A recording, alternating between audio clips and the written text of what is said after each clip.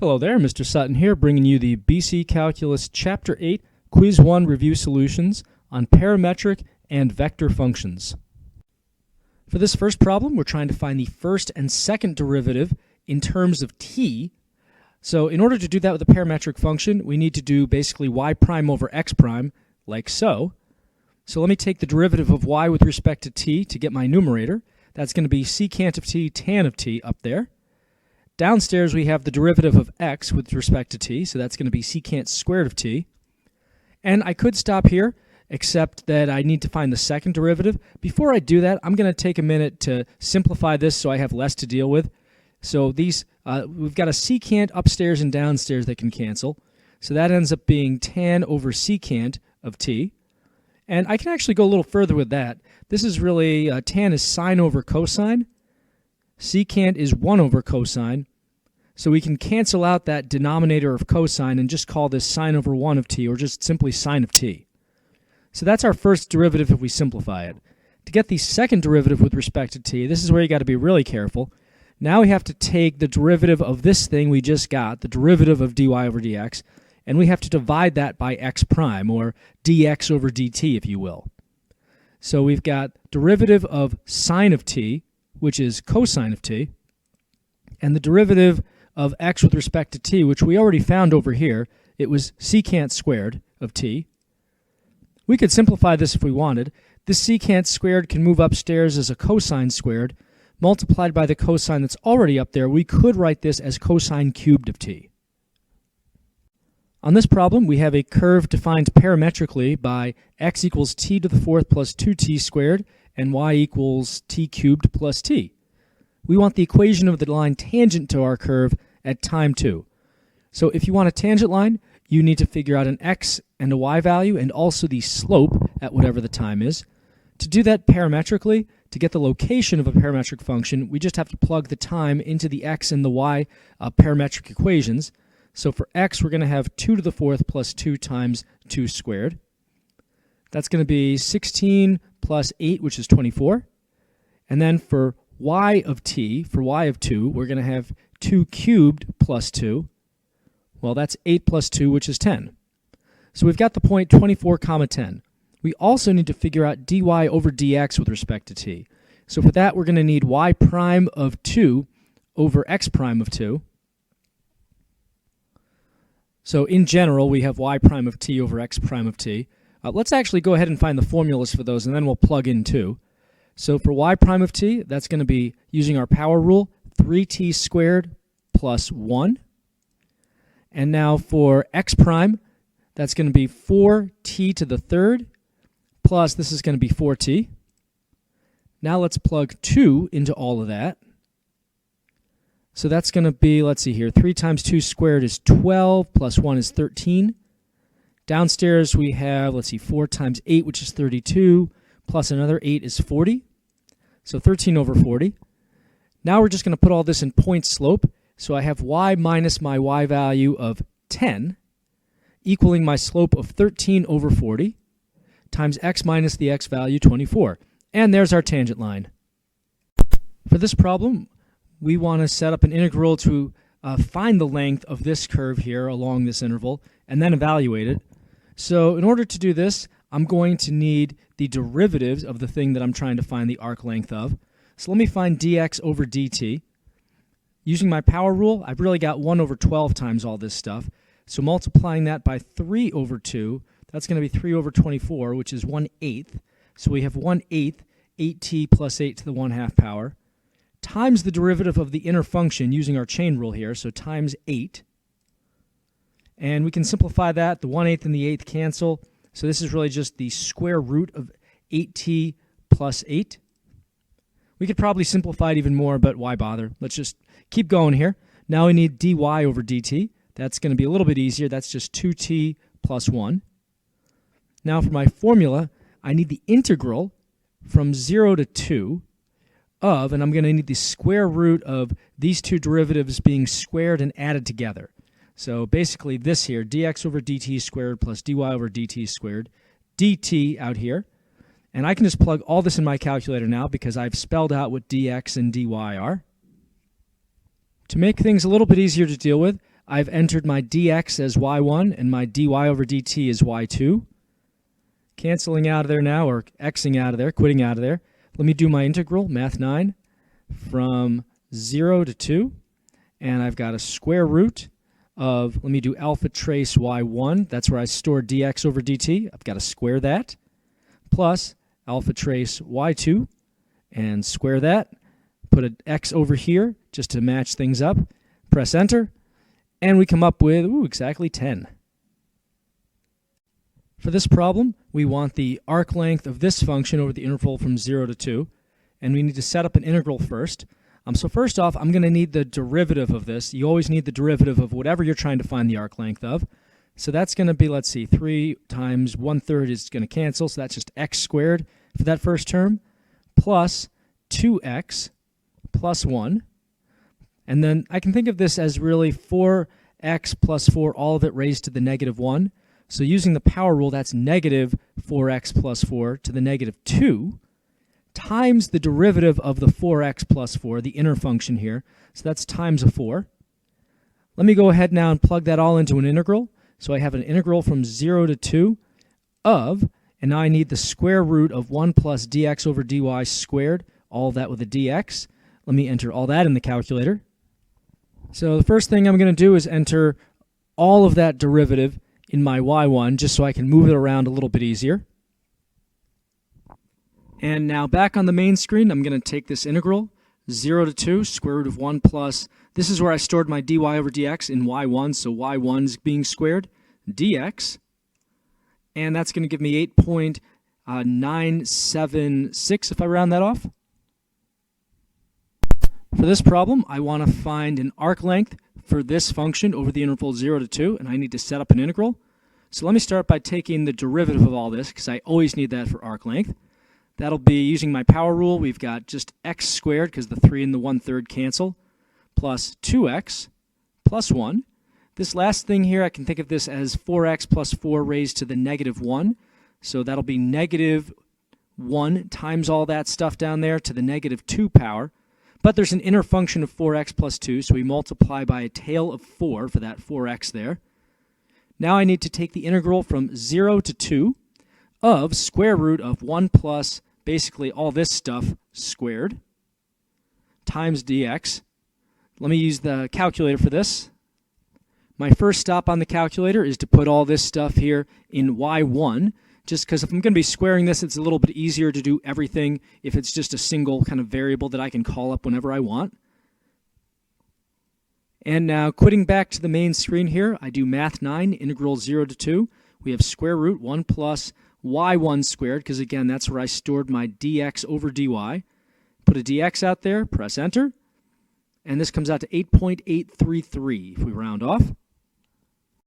On this problem, we have a particle moving in the plane, so its position is given by these two functions here.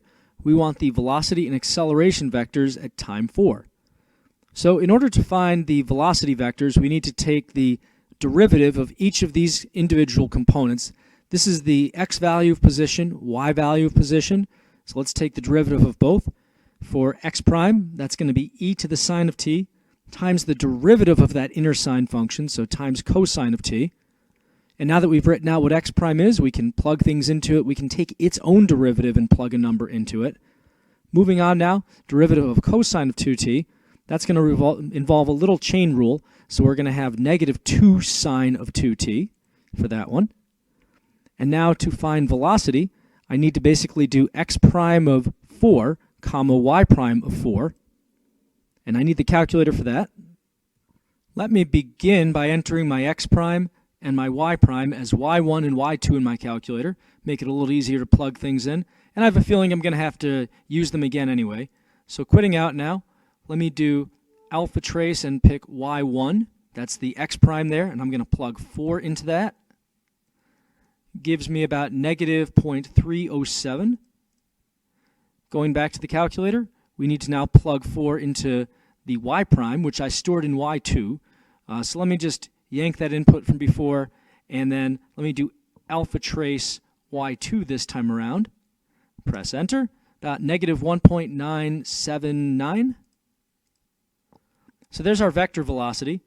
in order to get the acceleration vector, I need to take the second derivative of x and y. Now the good news is I've already shown you what the first derivative of those things are. I could keep going and actually find the formula for the second derivative, but since I'm just taking the derivative of these things at a specific point, since I'm just doing x double prime of 4 and y double prime of 4 and not using them in any other way in an equation or a formula or anything else, I can just do this on the calculator without showing any further work. So let me go back to the calculator then. I want x double prime of 4. Well, that means I need to take the derivative of y1 at 4. So I'm going to do math 8 and deriv, and then we have a dx down here. Let me do alpha trace. I'm plugging y1 into the derivative. I'm actually taking the derivative at x equals 4. So this is all giving me x double prime of 4. And that equals about 0.556. Next, we're going to do the exact same thing, but with y2. So let me just go back up here, steal that input from earlier, go back in here and change this to alpha trace y2, and press enter, giving us 0.582. For this problem, we have a particle moving with a velocity given by this vector right here. We want to know at what times between 0 and 2 pi this particle is at rest. Well, at rest means not moving at all. Not moving to the left or the right, not moving up or down. So that means that x prime and y prime for this particle have to both equal 0 at the same time. So to figure out when that is, we're just going to take one of these, figure out at what times it equals 0, and then just plug those times into the other one to make sure that it also gives us 0 back. So let me just do this first one here. I'll just set the x prime, which is e to the sine of t times cosine of t. I'll just spell that out. Let me set that equal to 0 and solve for t. Now, e to the sine of t is never going to equal 0 because you're taking a positive base and raising it to some number. So we can't get any solutions out of that one. But this other one, cosine of t equals 0, well, where does that happen? That's going to happen wherever the y value, or the x value rather, is 0 on the unit circle. So everywhere on the the y-axis that we intersect. So at the top, 90 pi over 2, that's one place. And also down below at 3 pi over 2. And we don't have to go any further because they said 0 to 2 pi. So any other points are not going to count anyway. Now that we've got these 2 points, we're going to plug them into y prime, which is this negative 2 sine of 2t function here. And we're just going to see if it comes out to 0 or not. So if I plug in pi over 2 here, well, that's going to be, let's see, 2's canceling, so you're just doing the sine of pi, which is 0. That zeroes out the negative 2, so 0 overall. Since I got 0 at pi over 2 for both the x and the y prime, that means that we are at rest, the particle's at rest at time pi over 2. Great. How about 3 pi over 2? So now let's plug 3 pi over 2 into this function. 2's again cancel. You're taking sine of 3 pi, which is the same as sine of pi. It's still 0, zeroing out everything. So our particle is also at rest at time 3 pi over 2. Now, if this had come out to any number other than 0, like, say, 1 or 5 or 7 or whatever, then we would have said the particle was not at rest there because you need to be 0 for the x prime and the y prime. For this problem, we're trying to find the speed at time 6 of a particle with this velocity vector. So in order to find speed, first you need to know x prime and y prime, which we kind of do here. They gave us x prime. It's e to the sine t times cosine of t. That's just, you have to know that's x prime because it's the first coordinate of v. And then y prime is just our other component here. So now, if we have these, we just have to take the square root of these things being squared with 6 plugged in. You're basically finding the magnitude of this vector. So square root then of x prime of 6 squared plus y prime of 6 squared. And we've already got x and y defined, so we can do this whole thing on the calculator. So here I am in my y equals. I've entered x prime and y prime in there. And now I'm back on my main screen. I've got square root of, and I did alpha trace y1, plug in 6, and then put the square right there. That squares it. That does this, essentially. And then we do the same thing for y prime with y2, where I stored that one. Press enter. It's about 1.296. For this problem, we want the total distance between 0 and, that's interesting, 7 ln of pi, it's a weird time, traveled by the particle with this velocity vector. So in order to get this, I basically need to take the integral of speed over this interval. So I'm going to have the integral, and I need also an x prime and a y prime in order to do this. So my x prime, I'll write it out, e to the sine of t times cosine of t, and my y prime is the other one, negative 2 sine of 2t. We know those are x and y prime because this is velocity here, and those are the components of velocity. So now I need the integral from 0 to 7 ln of pi of, and now I'm going to put my speed in here basically, square root of x prime of t squared plus y prime of t squared, all of that with a dt on the end. And since I've defined what x and y prime actually are, I can do this whole thing on the calculator now. So on my calculator from an earlier problem, I already put in x prime and y prime. Quitting back to the main screen, we do math 9 to get our integral. We're doing 0 and then 7 ln of pi.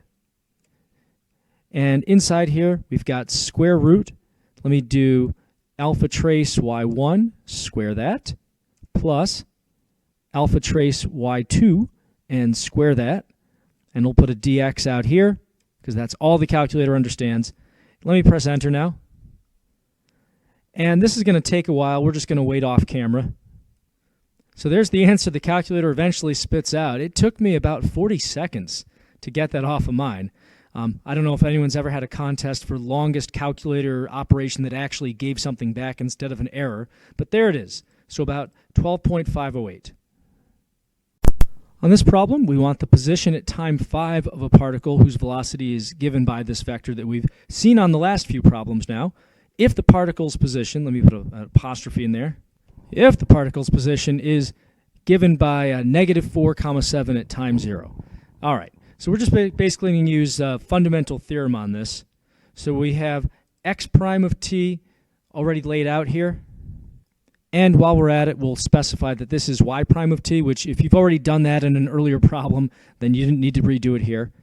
Now, to get the x of, let's see, we need x of 5. We need the x value of our position at 5.